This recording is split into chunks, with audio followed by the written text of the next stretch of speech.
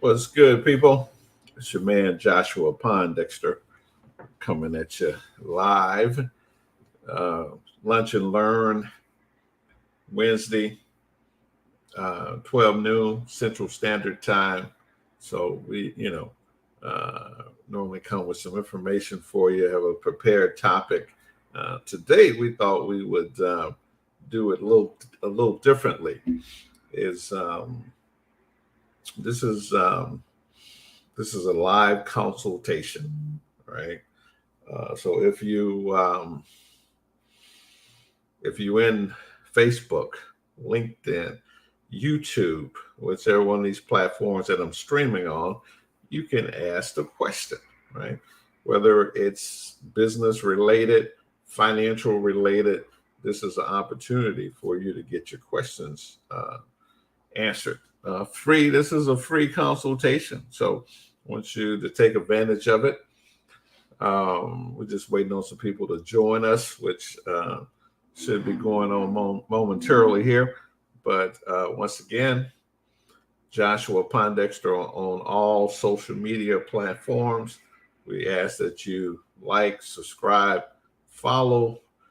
Really trying to promote our YouTube channel, Joshua Pondexter on YouTube.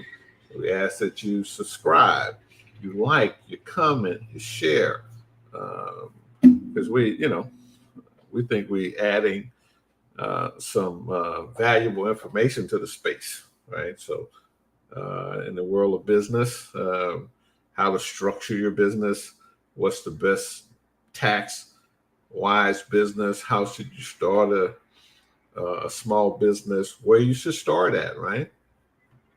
A lot of people don't know where to start. They start with the Secretary of State. No, wrong place to start, right? Start with the internet.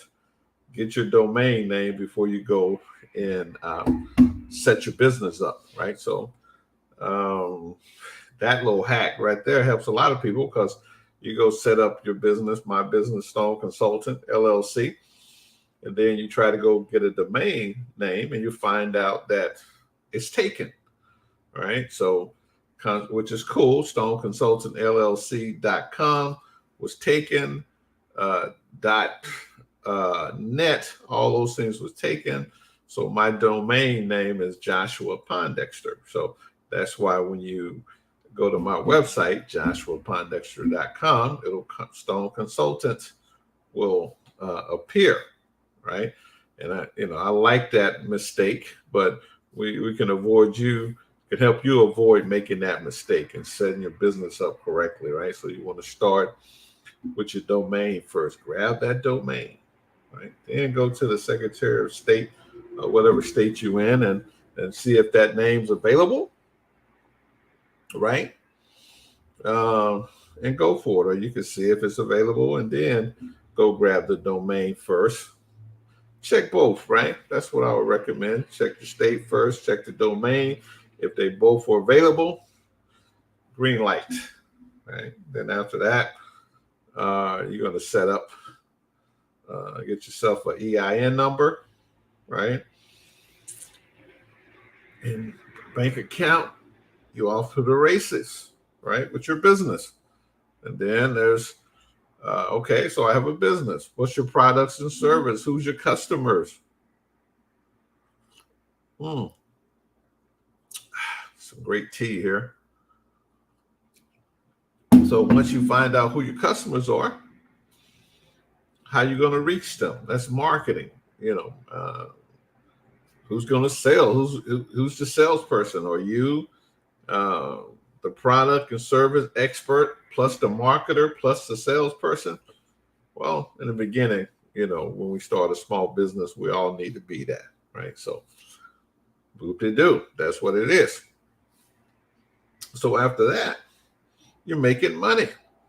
Doesn't matter if you have a job or you have a small business. When you begin to earn money, you got an issue called taxes, right? So now you need a tax strategy. You need to sit down with a tax strategist to help you, right? So that's what. So we're a business consultant. We specialize in the area of helping you establish your business correctly. Make sure you set up a tax-wise business. Make sure that it's structured correctly, that it's credible, that it's fundable. That means that if you go to the lender, they will lend you some money. This is what we do, right? So once again, this is our lunch and learn. What we decided to do today is give a live consultation, right? So if you have a question, put it in the chat, right? Or if you want to come into my studio, you can send me your email address and I'll send you the link to come into my studio. This is an opportunity, a rare opportunity for you to get a complimentary consultation, right? We did complimentary consultations for decades, right? We don't do them anymore, right? And in order for you to get a consultation, you have to pay these days. So this show here, this live, is about giving people the opportunity to get that complimentary consultation on your business or your financial. What should I do with my 401k? Should I roll it over? Should I keep it with the company I'm with? What should I do with my pension? How do I avoid excessive taxation on my accounts and things of that nature? Should I be in a Roth? Should I be in an individual retirement account? Should I invest in stocks? Should I invest in bonds? What sector of the market? Whatever your financial questions are, ask you. Man, I'm kind of put on my guru hat today. And since I'm doing it live, I can probably expose myself to maybe he know what he's talking about, maybe he doesn't, right? This is why we decided to do it live. Once again, don't know where you viewing us from: Facebook, LinkedIn, YouTube. Put your questions in the chat. And if I see them, I will answer your questions, right? So that's what this opportunity is about. Hey, you got financial questions. And if you don't have any financial questions, I don't know, maybe you're not thinking about financial things, right? Everyone should have some financial questions. And I have financial questions, right? And so the thing about my financial questions, I have to go to books and get my answers, right? If I'm thinking about a topic, if I'm thinking about a question, if somebody has written it in a book. A lot of people don't have time to read, right? And then listening to books, it just don't do it for me, right? So once again, this is Ask Joshua live consultation, an opportunity for you to get a free consultation. I have given free consultations for decades, right? So consequently, actually starting this year, 2023, no more free consultations. But they have this live, or like I got plenty of videos on YouTube talking about various financial topics. You're welcome to go watch those. We definitely encourage you to subscribe. It costs you nothing, but it means the world to me. When I look at my report and see how many new subscribers I got for the month, I'm over the hills. You comment. I don't have no Cash App up here. I don't have no PayPal. I don't have my Patreon turned on. I just want to provide solid, good information that you can utilize to help you move your financial position forward and not make so many financial mistakes. We're going to make them. We're all going to make financial mistakes, right? Because I went to this restaurant and I bought some food. And I figured, well, it looks pretty good, smells good in here, so I bought some food to take home. and I bought uh, 2 orders. Bad mistakes, right? So, got a question. All right. For my catering business, how many months in reserve money should I have? 3 or 6 months? One great question. Great question. So, got a catering business, and for personally, your personal uh, emergency fund should be 3 to 6 months. But when you're in business, you need at least a year of cash flow, right? So say your expenses are $2,000 a month, that's $24,000 in reserve that you need. That's a healthy company, right? That's a healthy business. A lot of us, it's a challenge to get healthy, but if we know what a state of healthiness is in our bodies, in our business, we can get healthy, right? So I definitely appreciate that question. Reserves. How much money do I need?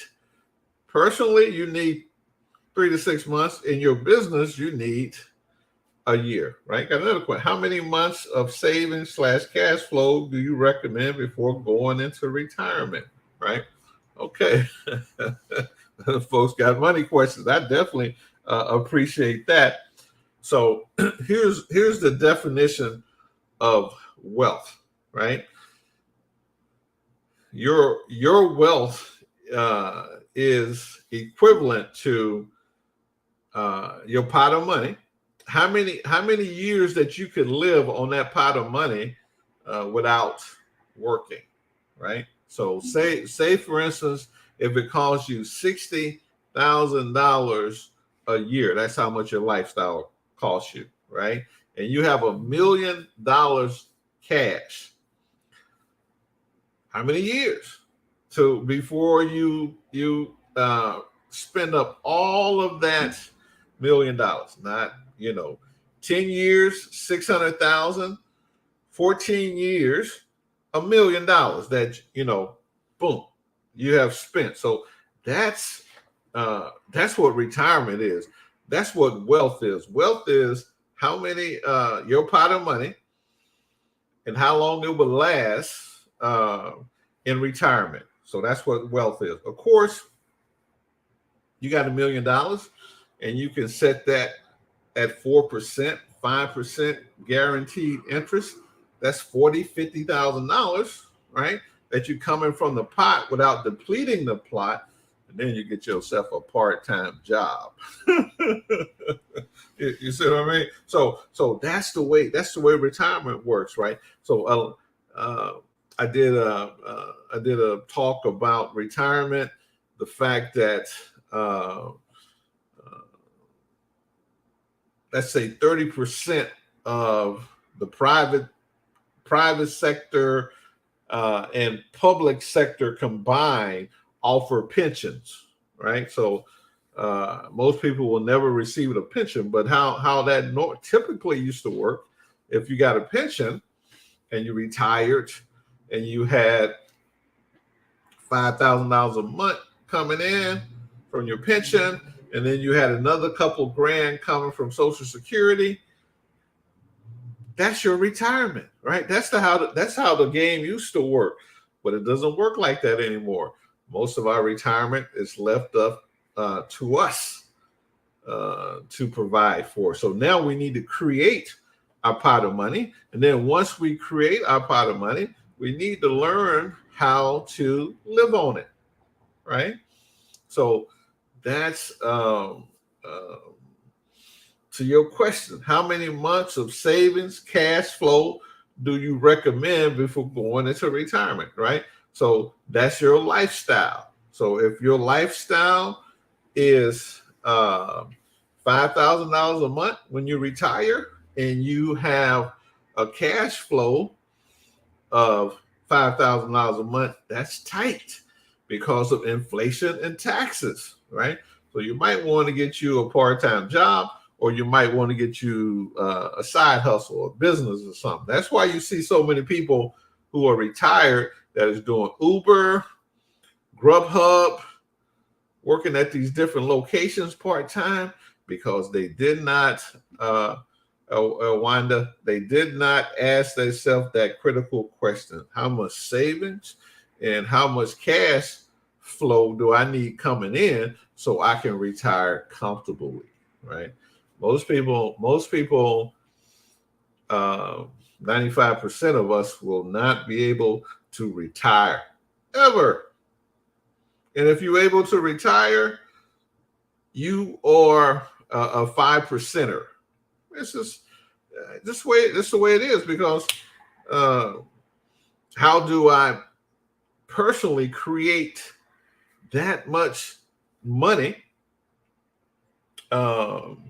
savings for myself, when I got to go to the marketplace and they taking a lot of my money with fees and stuff like that? So you guys need to come on up with some other questions, right? That retirement question is a very nuanced one, because the nuance is, what do you expect your lifestyle to be? You still expect to be living in that 4-bedroom, 3-bath home with all those property taxes, driving those brand new cars, buying clothes every week? Do you plan on doing that, or do you plan on downsizing? Right? Do you plan on living the Midwest and the East Coast and the North, and moving down south where things are more affordable, right? For now, I mean, that could change. We keep moving down south, the prices are going to still going up. So, any more questions? Right? Retirement is very nuanced. It is something to be confirmation, enjoy your job and enjoy your life, right? So, see, this is a great answer. Confirmation, enjoy your job, enjoy your life, right? That is the rare people that enjoy their life and enjoy their jobs, right? See, I'm getting a little clever with this. I even know how to show my comments now, right? So, very, very, very important, right, for us to enjoy what we do. And so, say, for instance, if you, like the majority of people, you hate your job, you dislike your job, what are you to do, right? You need to get through it, right? Get it done. So you can get to something that you enjoy, right?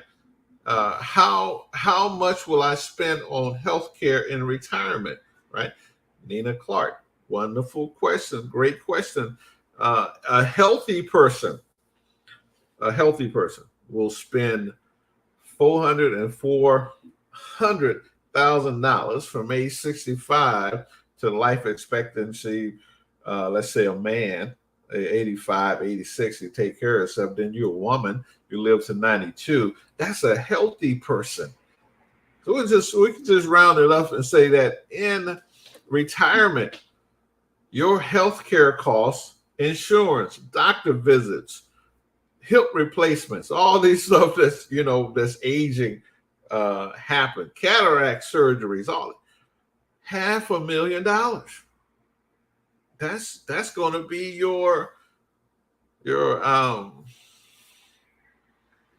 that's going to be your price tag. So what I suggest, if you young, take care of yourself, eat an apple, walk around the block, give up that processed food, right? So you can control a lot of that expense. I'm talking about the average healthy U.S. citizen, which ain't all that healthy, right? $500,000, $400,000. That's how much healthcare could cost a healthy person. And then if you are ill, your prescription drugs go up 100+%. 126% prescription drug costs go up for you. And then your doctor visits go up because you got all those co-pays, your primary care, all those things tend to increase if you're not healthy, right? So invest in your health now, or the healthcare system is going to eat up, and I remember, eat up your retirement, right? Those beautiful questions. Any more questions give me some tough questions for the guru. Should I invest in stock? What stock I should, invest in? Should I trade myself? Should I be a trader? Um, should I invest in a business? Should I, what you gonna do? Because everybody want to retire, right? So if you want to retire well, you have to invest in something, right? So I recommend that you invest in yourself, right? You want to retire well, please invest in yourself. Here's another great question. What are my thoughts on cryptocurrency, right? So if you invest, so that's something one's going to invest in. Now, only invest in those things that you have knowledge of, right? So if you're knowledgeable about cryptocurrency, go right ahead. Most people are not, because it's a very speculative investment. So what I would say, if you put a portfolio together of an investment in the market, stocks and bonds and things of that nature, that you have a percentage of your allocations in speculative markets, which the cryptocurrency is a speculative market. It's very new. Nobody knows what it's going to do. We know what Coca-Cola going to do. We know what Disney going to do, right? We know what steel company is going to do. We know what pharmaceuticals are going to do. These are not very speculative investments. We know what mining organization. We know what coal mining and gold mining, just mining. Depending on what you're mining, that's speculative, right? So, but there are solid blue chip, we're called blue chip companies. S&P 500 composed of the largest 500 companies from the energy sector, pharmaceutical technologies, things of that nature. Boom. You can buy stocks and bonds in those companies. But when it comes to cryptocurrency, we do believe that the world is going to some form of digital money, right? And buying and selling, right? So that's a speculative. So hedge your bet, right? So when you look at these wealthy people say, "Oh, I'm investing in cryptocurrency," I just put $100 million in cryptocurrency. That's probably not even 0.5% of their net worth, right? And you go put 30% of your portfolio in that speculative market, right? So you have to be educated on what you're doing. So what are my thoughts on cryptocurrency? Cryptocurrency is a speculative market, right? And as a financial advisor, one that have sold financial products, life insurance, investments, mortgages. We sold these products, right? And my tagline was that I don't advise my clients to invest in speculative markets. I'm a conservative person, and so most of the people that are my clients and who I gel with, right? They kind of think like me, right? But then there's those who are a little bit more aggressive, right? Who wants to get into the speculative market, right? There's, when the gold rush happened in America, people were rushing out there. In that speculating, prospecting, there was only a few people who won, right? So do you recommend waiting until full retirement age, 67, or holding out until 70 to collect Social Security or something else, right? Wonderful question, right? This is a great question. I used to be a certified Social Security timing expert, right? I since let those credentials lapse, right? But most people are living to most people are not going to die. Most people are going to live. And so if you're a woman, and I know you are, uh, and you're married, and I know you are, statistically, you have a strong 45% to 52% chance of living to age 92. You do. The woman do. The man probably 86, right? 88 if he's married, right? Statistically. So 67 to 92. That's a long time to collect that little Social Security check. So when it comes to Social Security timing, when to take your Social Security, here's what we recommend. At full retirement age, never take it before full retirement age, 62, unless you ill and you broke, right? Take your money. But if you're healthy at age 67, we recommend that you, because that's when you at full retirement age, you have to start it, right? So you make your claim. The same day you make your claim, you suspend it, and you wait, right? Not you wait to age 71, 68, 69, 70, 71. You wait 4 years, and every year you wait, you get an 8% increase in your Social Security for delaying it. So that's 8 times 4 is 32. So that's a 32% increase in your check. And that's how you bolster your checkup, to get it bigger, right? That's what I recommend clients who don't need that Social Security money. But once again, if you need the money and you ill, 67, you're a sick person, collect your money. If you're healthy and strong, you're going to live. Statistically, you're going to live. So, and then there's other strategies, right? So since you're married, you can, and depending on how old you are, because they have reduced some, they have the Obama administration got rid of this strategy for a lot of people, just depending on your age. So you would have to be a real baby boomer. I'm at the end of the baby boomers. I'm 61. I'm the last of the baby boomers, but go back just a couple of years before. You could file, you could suspend, and then you could collect on your spouses. Traditionally men were, older than their women, right? And so if your husband is collecting Social Security, you can collect on his. So he collecting his, and then you suspending and wait to age 71, and age 71, you collect yours, right? So that's Social Security.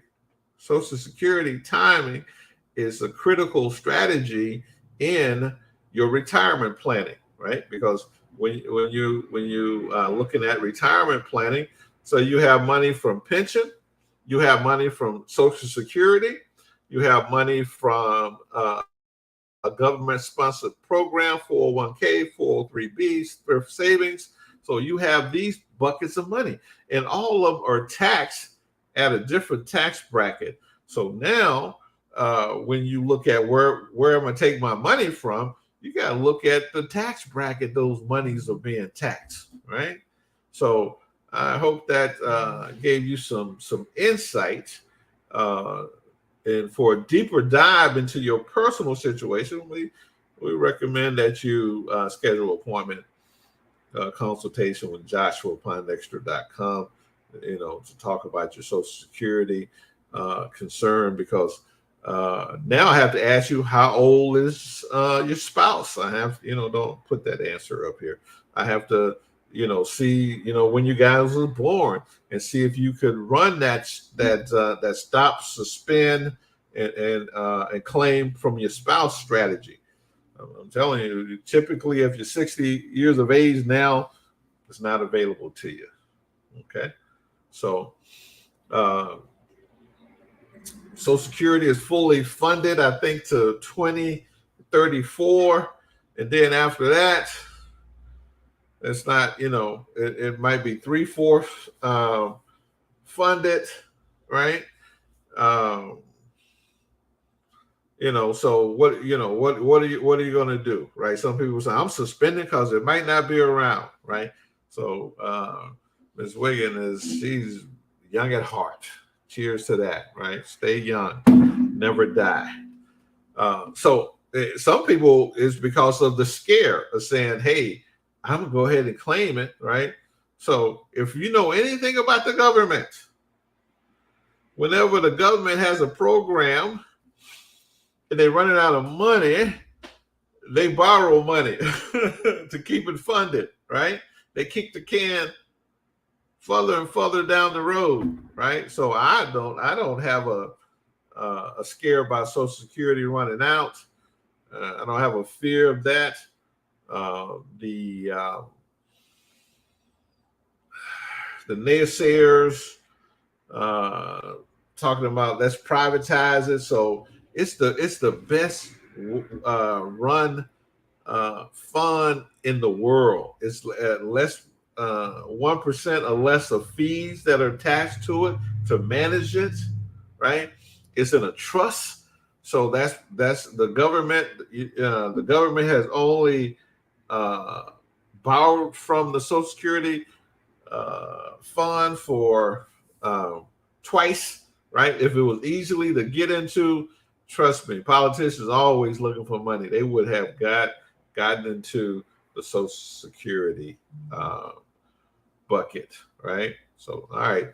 Any more retirement questions? Any questions whatsoever? You want to start a business? You got any business questions? We answering questions today. This is what this Lunch and Learn is about today. Is about answering your questions. It was. It's not about Joshua Pondexter or what he want to talk about. I decided that I am going to give a live consultation, and then you can see if this guy know what he's talking about or he's full of baloney, right? So we'll go for that. Okay. So what real estate, the REIT is your favorite. That's a real estate investment trust, right? That's a REIT. That's a REIT. A REIT is typically a mutual fund, right? And absolutely none of them are my favorite, right? Because here's what happened is that by investing in real estate, you get a tax deduction, right? You get tax subsidized. It's the best tax strategy in the world to have real estate. Once you invest in real estate inside of a mutual fund, you lose that tax advantage. You cannot, you lose depreciation, which is called you lose the fact that real estate earnings, passive income is taxed at 15%. Then you go invest in a mutual fund, which is dividends. You're going to be taxed actually in the REITs and the mutual funds, it's not even dividends. You're going to be taxed at ordinary income, so 33%, right? So I have no recommendations for taking investing inside a mutual fund from a tax deductible thing like real estate, right? Real estate is tax deductible. And so not only your passive income is taxed at 15%, right? Then all the depreciation, the cost segregation that you can do to get depreciation, to get on the building, you can the fixtures in the building, the upkeep. You got three segments of that real estate that you can utilize to never pay taxes. But then you go invest in real estate in a mutual fund, you're losing all of that. You're losing all that. I would never recommend that someone invest in real estate in a mutual fund, right? So now you then went from 15% passive income to getting rid of your tax deduction to now having your earnings taxed as ordinary income, right? Went from 15% to 40%. But then you got to add that earnings to all your other earnings, right? I know that's new information for a lot of people, right? A lot of people, because the people that sell stuff, they don't tell you this, right? Of course, if I was selling mutual funds, I wouldn't tell you that. You wouldn't buy it, right? So a REIT, a real estate investment trust. If you're not investing in real estate, you want to buy a mutual fund. I recommend. I'm an S&P 500 index guy. I'm an indexer. I'm an indexer. Find an index fund. They're low on fees. The S&P 500. I'm bullish on that because it's the representation of the largest 500 companies in America. The S&P 500 have 100 years backdating for performance. And any 30-year clip of time is going to average 10% return, right? So 10% return can make you wealthy or financial independent over a 30-year period, right? I would challenge anyone to find a REIT or any other mutual fund that has that type of performance, that had outperformed the S&P 500 consistently 30, 40, 50 years, right? Yeah, this is simple. It's easy. Go with the winner, right? Go with the winner. Indexing is winning. The fees in mutual funds, as opposed to S&P 500 index fund, is 1% in the index or less, right? Most of them are 0.5%, right? And then if you get a mutual fund REIT, I don't know, you might get 2 to 6% fees in it, right? So make your choice, right? Great question. What real estate REIT is your favorite? I do not have a favorite. I categorically would not recommend someone invest in one, right? Because the people that's running the fund, they're making more money than you off of your money. So that's the deal. Come on with your questions now. This is a free consultation, all right? You get an opportunity to get free information. This is normally information that we would charge someone to share with them. And then once we share this information with them, then we'll tell them how to implement it into their life, right? Good question so far. Social Security. How much cash do I need, right, to retire comfortably? How much cash flow do I need? Oh, that's a good question.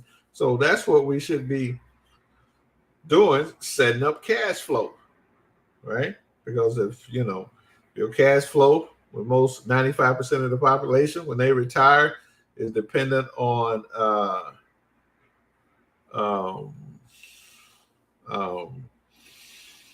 Social Security. So good. Another good question. What retirement products works for small businesses? Right. That's a great question. Now, a SEP IRA, no. A solo 401k, no. Right. Unless they are Roth. Right. If as a small business owner, if you want to save for retirement in a government sponsored plan, the only one to use is Roth. Other than that, the government has set you up to create taxes for them. And then if you are small business owners, you have so many deductions available to you that you should be paying minimal taxes, right? So you need a Roth, right? A traditional Roth is not going to let you put that much money in it. So you can get a solo 401k and have it in a Roth, right? Have a Roth, and you can dump in 30, almost $40,000 a year into that Roth 401k plan. So here's the deal, is that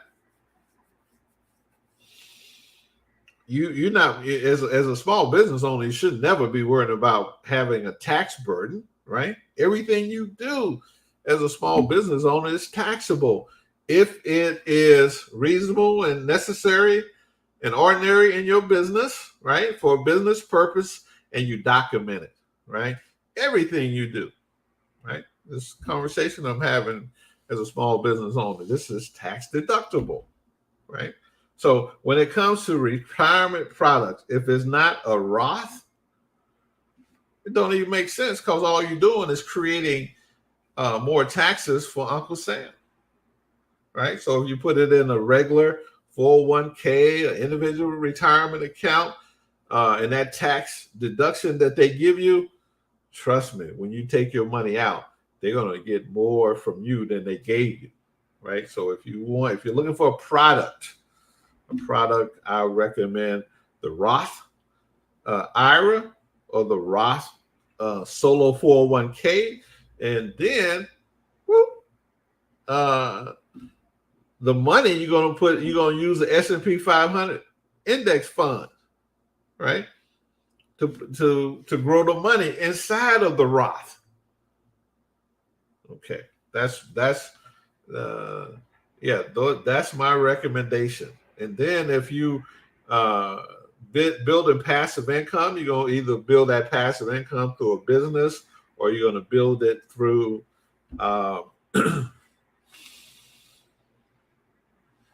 real estate, right? So when you look at wealthy people, they in their portfolio, business owners, real estate, and they invest in certain sectors of the economy, right? Yeah, it's the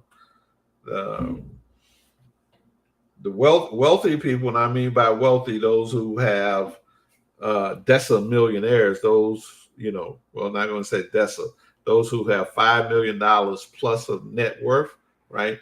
Less than 2% of their portfolio is in mutual funds and stocks and bonds, right? They don't buy it, right? They don't buy it. It don't benefit them. It benefit Wall Street, right? Wall Street got all their money from mutual funds, pension funds, things of that nature, from us, the consumer, right? Okay, I got another question here. For my small business, should I do my business account with Chase because I have a 10-year history with them? Okay, good question. Your small business, I don't per se do or do not recommend banks, but I would say shop around, right, and see what their requirements for their business bank account, right?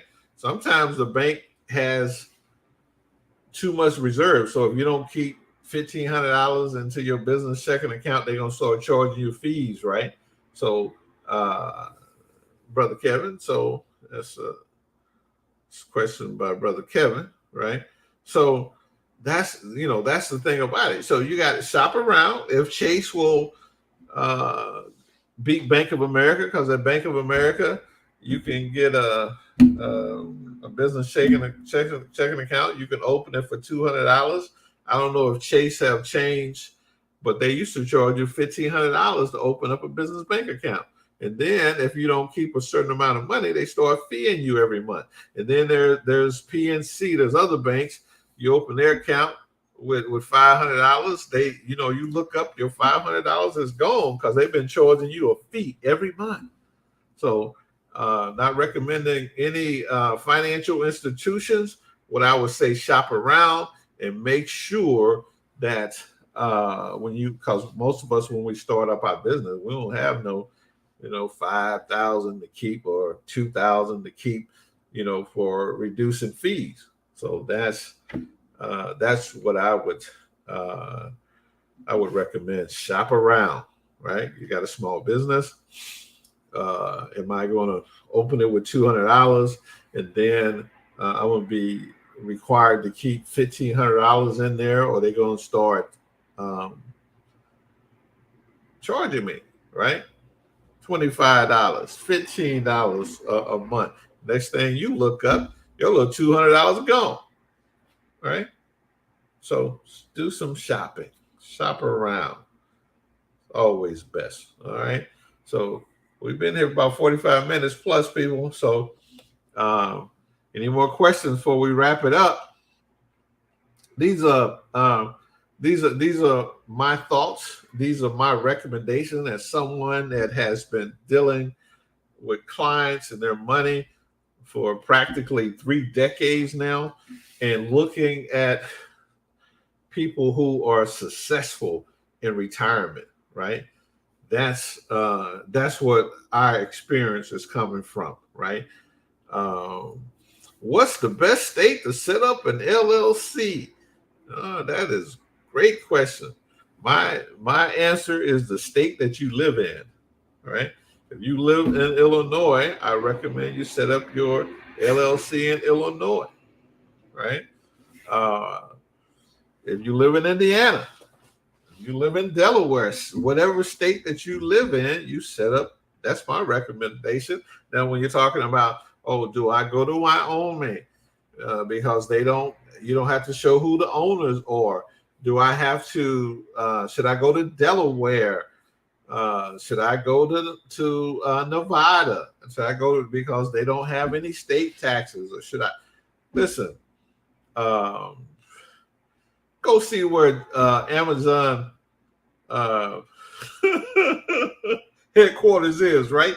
Everybody know who Jeff Bezos is. Everybody know he's the owner, right? He's not hiding, right? So some people want anonymity. I don't want nobody. I'm about to do nothing illegal, right? So the best state to set up your LLC is the state that you live in. Okay, I'm in Illinois, so my LLC is in Illinois. All right, and I might conduct business all over the place. I'm gonna be in Atlanta this weekend and early part of the week, and we'll be seeing clients. But my incorporation, my organization is in the state that I am in. That's Illinois. So when you look at, should I be in Wyoming? Well, why Wyoming? So because that was the first LLC, the first state to set up an LLC. So if you got all these extra expenses, you got to have a registered agent there. You got to have an office there, right? All that stuff, right? So when you set up an LLC, the reason that you set up an LLC when you start your business is because, I don't know why I'm getting so nasal.